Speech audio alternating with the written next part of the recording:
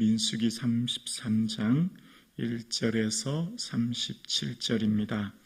우리 4절까지만 봉독하실까요? 33장 1절에서 4절입니다.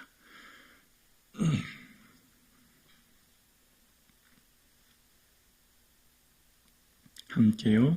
모세와 아론의 인도로 대오를 갖추어 애굽을 떠난 이스라엘 자손들의 노정은 이러하니라. 모세가 여호와의 명령대로 그 노정을 따라 그들이 행진한 것을 기록하였으니 그들이 행진한 대로의 노정은 이러하니라. 그들이 첫째 달 15째 날에 람셋을 떠났으니 곧 6월절 다음 날이라. 이스라엘 자손이 애굽 모든 사람의 목전에서 큰 권능으로 나왔으니 애굽인은 여호와께서 그들 중에 치신 그 모든 장사자를 장사하는 때라. 여호와께서 그들의 신들에게 벌을 주셨더라. 아멘. 지나온 나의 모든 인생을 어떻게 해석할 것인가는 현재의 나의 삶을 살아가는 삶의 새로운 관점을 열게 합니다.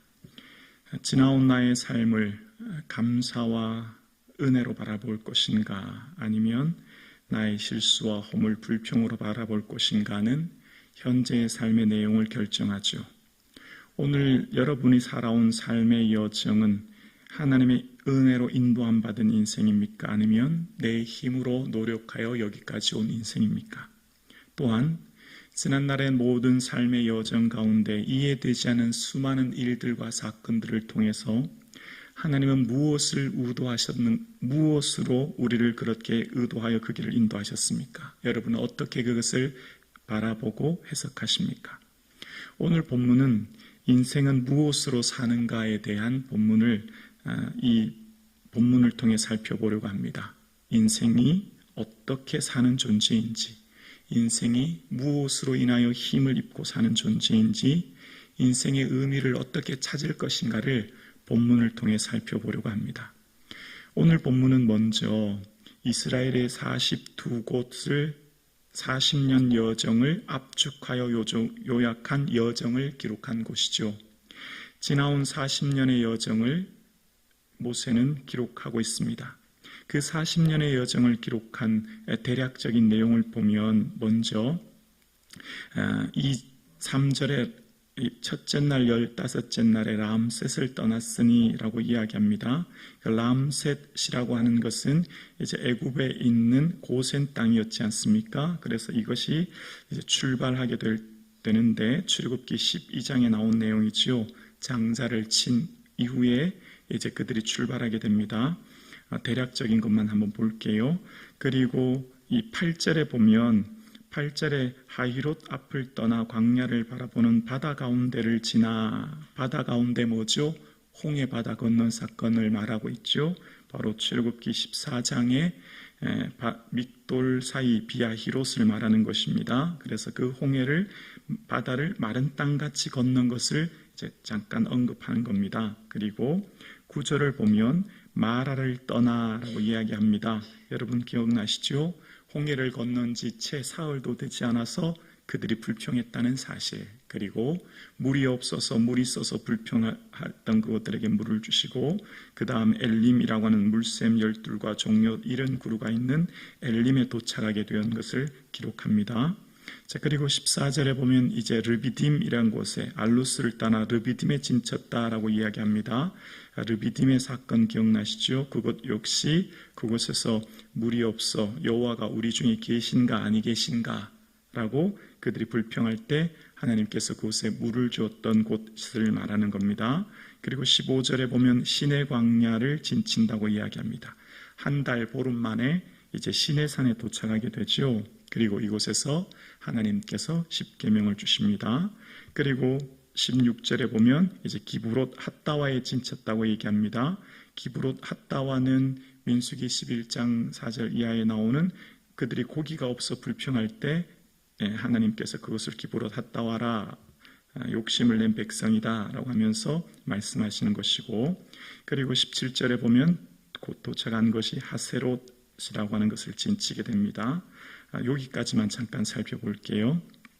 자, 모세가 지나온 여정을 대략해서 압축해서 요약하면서 기록하는데 대표적인 큰 사건이 이제 장자의 죽음으로 인해서 떠난 람셋의 사건을 이야기하고 또 홍해 사건을 바다를 가운데를 지났다라고 하면서 지납니다. 그런데 여기서 쓱 그냥 지나면서 중요한 것을 기록하지 않고 중요한 것을 이야기하지 않고 지난 곳이 있는데 그게 두 곳이 있는데 첫 번째는 시내 광야입니다. 시내 광야에서 뭐가 있었죠? 십계명을 받았지 않습니까? 십계명을 받은 거에 대해서는 이야기하지 않는데 그러나 이후에 신명기 5장에 가면 그 십계명을 다시 한번 이야기합니다. 그러니까 그곳에서 십계명 받은 것을 출애굽기 20장의 내용과 함께 신명기 5장에 다시 한번 기록해요. 자, 그리고 조금 특이한 것은 17절에 하세롯에 진치고라고 하면서 림마에 진쳤다 18절에 얘기합니다. 그리고 림마를 떠나라고 하면서 이제 그 다음 장소를 얘기해요. 여기서 하나 빠진 것이 있습니다. 여기서 하나 빠진 것은 바로 바란 광야 가데스에서 12명의 정탐 보고가 빠져 있는 거예요. 그 기록이 없는 겁니다. 그러니까 민수기 이 12장에 보면 12장 16절에 보면 하세롯을 떠나서 간 곳이 어디냐면 바란 광야인데요. 그 바란 광야에서 바로 바란 광야 가데스에서 12명의 정탐 보고가 있었던 자리입니다. 그 내용 자체도 이제 없는 거죠. 간단한 언급 자체도 없는 거예요. 그러면서 이제 다음 장소로 넘어가면서 이제 마지막 37절은 이제 오늘 현재 이제 40년이 지난 지금 호르산에 진쳤다라고 하면서 모세가 이야기합니다. 자, 여기서 한번 우리가 말씀을 한번 묵상해 보려고 합니다. 모세는 어떤 의도가 있었을까를 생각해 봅니다. 성경에 정확하게 나와 있는, 그러니까 성경을 중심으로 이제 살펴볼게요. 모세가 왜 바란 광야 가데스에서 12명의 정탐 보고를 이야기하지 않을까? 그리고 자 보십시오. 지금 40년의 광야의 원인이 무엇입니까? 바란 광야 가데스에서 10명이 부정적인 믿음 없는 불신앙적인 보고를 해서 이 광야를 고생했잖아요. 그러니까 이 광야의 시간의 원인은 다 너희들 때문에, 너희들이 믿음 없어서 우리가 이 고생한다. 야, 그때 왜 그랬냐? 이렇게 해야 맞지 않습니까? 그런데 오늘 본문 2절 보실래요? 2절에 보면 2절에 모세가 여호와의 명령대로 보이십니까? 명령대로 그 노정을 따라 그들이 행진한 것을 기록하였으니 그들이 행진한 대로의 노정은 이러하니라 라고 이야기합니다. 여호와의 뭐라고요? 명령이라는 겁니다. 지금 이 광야의 길은 하나님이 명령해서 가신 길이라고 분명히 밝히고 있죠.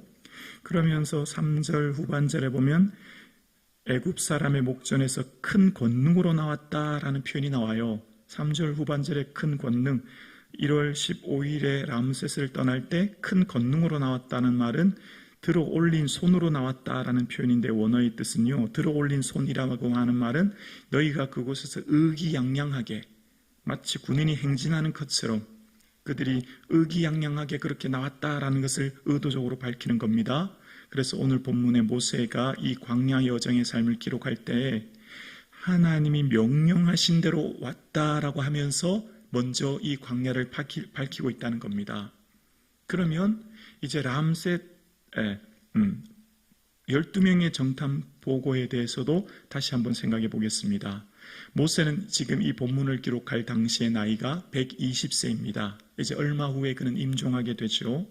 그러면서 그는 그들의 그 과거의 삶을 돌아보면서 기록한 것이 신명기에서 가나안 땅을 들어가는 광야의 2세대들에게 설교합니다. 그 설교할 때에 바란 광야 가데스 사건을 자신의 관점으로 해석하면서 설교합니다. 그것이 바로 신명기 8장에 나오지 않습니까? 그 신명기 8장에 이 40년 동안 광야를 걷게 하신 것에 대한 재해석이 나오지요. 그때 모세가 뭐라고 하냐면 내 하나님 여호와께서 이 40년 동안에 내게 광야의 길을 걷게 한 것을 기억하라 라고 이야기합니다. 여호와께서 이 40년 광야의 길을 걷게 하셨다는 겁니다. 그것은 하나님이 걷게 하신 곳이라는 거예요. 왜? 그 이유는 뭘까라고 하면서 밝히는 것이 이는 너를 낮추고 시험하사 내 마음이 어떠한지 명령을 지키는지 알게 하심이라 라고 하면서 내 조상들도 알지 못하는 만나를 먹게 하신 것 사람이 떡으로만은 사는 것이 아니요 여호와 입에서 나오는 모든 말씀으로 사는 줄을 내가 알게 하려 함이라 라고 이야기합니다.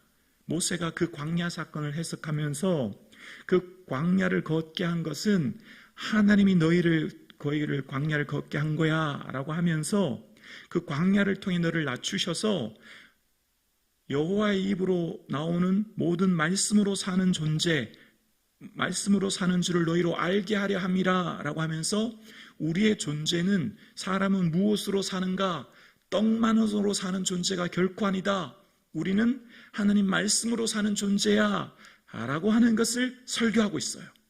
그러면서 40년 동안 의복이 헤어지지 않았고 발이 부러뜨지 않았다라고 하면서 그는 이 신명기 2장 7절 이하에 보면 내게 부족함이 없게 했다라고 이야기합니다.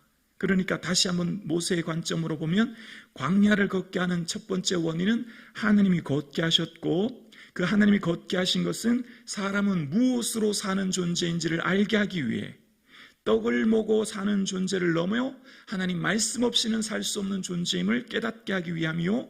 그래서 그 광야기 시간 동안 하나님이 너희를 보호하사 의복이 헤어지지 않게 발이 부러뜨지 않게 너희들의 모든 필요를 채우시는 하나님, 너희들의 인생을 인도하시고 필요를 채우시고 너희들을 보호하사 너희들의 인생이 진정 무엇으로 사는지를 깨닫게 하기 위해 그 길을 걷게 한 거야 라고 하면서 설교하는 거예요. 그래서 오늘 여러분 우리의 인생을 지나온 과거를 해석하며 바라볼 때 그때 그 사건과 그 일들이 누구의 탓, 누구의 잘못, 나의 실수로 해석하기보다는 하나님이 걷게 하시고 인도하신 길이요 그것을 통해 하나님 무엇을 깨닫게 하신 것인가를 다시금 믿음의 눈으로 다시금 해석할 수 있는 눈이 있기를 주님의 이름으로 축원합니다. 그럴 때 우리의 삶이 후회로 오늘 인생을 낭비하는 인생이 아니라 하나님이 뜻하신 새로운 계획으로 현재를 바라보므로 하나님 주신 은혜를 감사하게 되고 그래서 불평의 이유를 찾기보다는 감사의 이유를 찾음으로 하나님 주신 현재의 삶을 기쁨으로 살게 되고 미래를 소망으로 바라보게 될 줄로 우리는 믿습니다. 오늘 예배하는 저와 여러분, 우리의 삶 가운데 우연은 없지요. 우리의 삶 가운데 어쩌다는 없는 것이지요. 우리의 삶 가운데 하나님이 지금 저와 여러분을 인도하고 보호하고 계신 줄로 믿습니다. 여기까지 인도하신 그 하나님의 은혜를 기억하며 지금 나의 삶에 사람은 무엇으로 사는 존재인가? 내 힘 아니요? 내 능력 아니요? 하나님의 은혜로 사는 존재, 하나님 말씀으로 사는 존재, 그 존재가 바로 나인 것을 기억하여 떡을 먹고 배부름을 추구하다가 그들이 가나안 땅에서 우상 숭배하게 되고 그들 나라가 멸망했던 것처럼 우리의 삶의 풍요를 쫓아 살다가는 이 욕망의 노예가 되어 끝이 없는 풍요를 쫓아 결국은 우리의 인생이 망할 수밖에 없는 존재임을 기억하며 주님께서 시험 받았을 때 마귀에게 이 말씀을 인용함으로써 돌이 떡이 되게 하라 말씀 앞에서 하나님의 인생은 말씀으로 사는 존재임을 기억하므로 우리는 떡을 먹어 배부름을 추구하다가 이 자본주의의 물질의 풍요를 추구하는 인생이 되어 이 땅을 욕망의 노예에 되어 살다가 인생을 마치는 인생이 아니라 내 인생은 하나님 말씀으로 사는 존재임을 기억하며 내가 무엇을 위해 살 것인가에 대한 분명한 삶의 목적과 의미가 새로워지는 이 아침 되기를 주님의 이름으로 축원합니다. 하나님께서 우리에게 오늘 이곳을 살게 하신 것은 하나님의 입으로 나오는 모든 말씀으로 사는 존재임을 알게 하므로 내 삶 가운데 더 이상 욕망의 노예가 되어 사는 존재가 아니라 하나님께서 주시는 말씀으로 사는 존재요, 내 힘으로 살 때 내 삶 가운데 염려와 근심과 불평이 있지만 하나님의 은혜로 사는 존재임을 기억할 때 의복이 헤어지지 않고 발이 부러뜨지 않게 하심으로 내게 부족함이 없다 고백하는 인생 되어 매 삶 가운데 주신 자족의 은혜가 있는 이 아침 되기를 주님의 이름으로 축원합니다.